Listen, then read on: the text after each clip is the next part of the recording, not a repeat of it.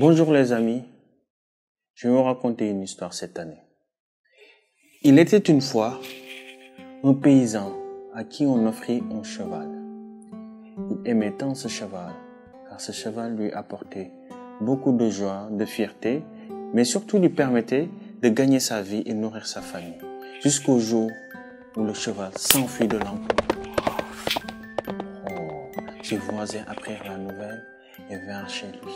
Oh là là, t'as pas de chance, le cheval est parti. Ah, comment tu vas faire? C'est vraiment dur.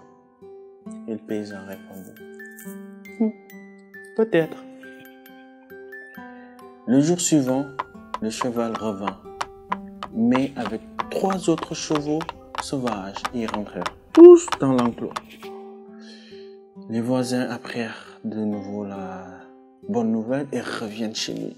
Ah, on a encore appris que ton cheval est revenu, mais cette fois-ci avec 3 autres. Tu en as 4 maintenant? C'est trop bien. Tu as beaucoup de chance.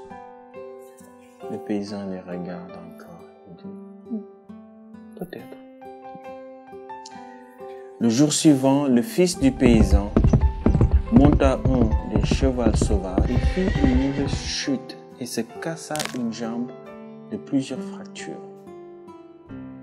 Évidemment, les voisins reviennent et se lamentèrent chez lui. Pauvre de toi, ces chevaux étaient finalement une malédiction. Ton fils a la jambe cassée, c'est une catastrophe. Le paysan les regarde et dit, peut-être. Quelques jours plus tard, la guerre fut déclarée aux paysans. Et tous les jeunes hommes du village furent recrutés pour partir combattre. Quand les militaires vinrent chez le paysan pour prendre son fils, ils le trouvèrent la jambe cassée. Ils se sont dit, ah, il a la jambe cassée, on n'a pas besoin de lui. Et les voisins revinrent chez lui comme d'habitude. Ton fils, tous nos fils sont partis à la guerre et le tien, avec sa jambe cassée, reste auprès de toi. Quelle chance vraiment. Et le paysan répondit pour une dernière fois. Peut-être. On ne sait jamais si c'est une bonne ou une mauvaise nouvelle.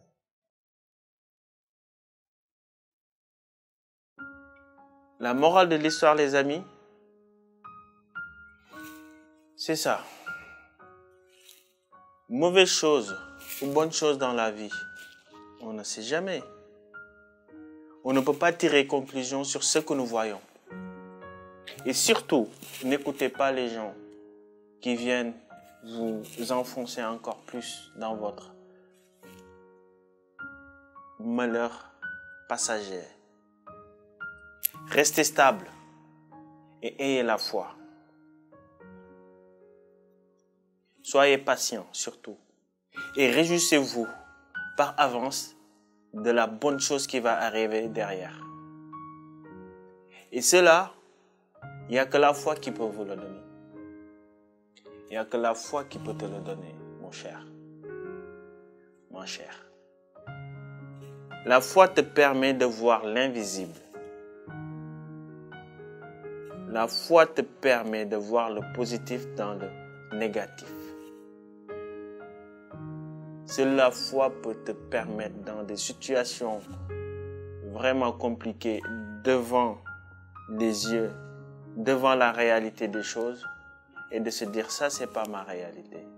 Ma réalité elle est merveilleuse. Trouvez un ami invisible, un ami en qui vous faites confiance, un ami qui allège votre fardeau, un ami qui vous apprend la foi, un ami spirituel, un ami qui vous guide pour rester toujours stable face aux événements. Et surtout, quand cela arrivera, faites comme le paysan. Peut-être. Pour ma part, j'en ai fait l'expérience. Et l'année 2016, je n'avais pas compris tout cela. Mais l'année 2017 était remplie que de bonnes choses. Car les choses négatives étaient devenues de belles opportunités. Et j'ai été toujours en réjouissance face aux événements malheureux, je me demandais toujours, mais qu'est-ce qu'il y a de bon qui va arriver derrière?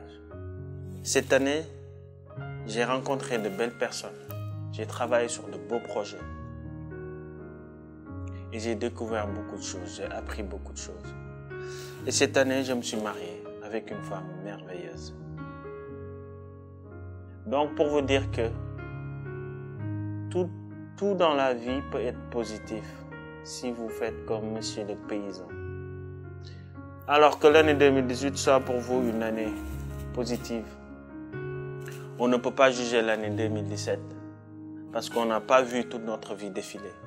Mais quand on voit les choses qui nous sont arrivées en l'année 2016 et les répercussions positives qu'il y a eu dans l'année 2017, on ne peut que se réjouir pour l'année 2018. Car le négatif n'existe pas dans la foi.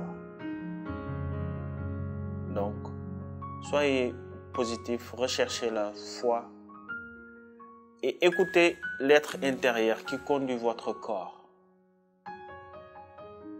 Et apprenez à vivre en solitude pour vous retrouver dans l'intimité et découvrir qui vous êtes vraiment. Car une fois vous le découvrez, vous sortez de l'enclos et vous direz à chaque circonstance de la vie, peut-être. Merci de m'avoir écouté. Je m'appelle Marc Mendy, Marcus Di Kakodja, tout ce que vous voulez. Je suis là pour vous partager de bonnes choses qui vous aideront en tout cas à rester positif tout au long de votre vie. Je vous aime, les amis, et je vous souhaite une bonne année.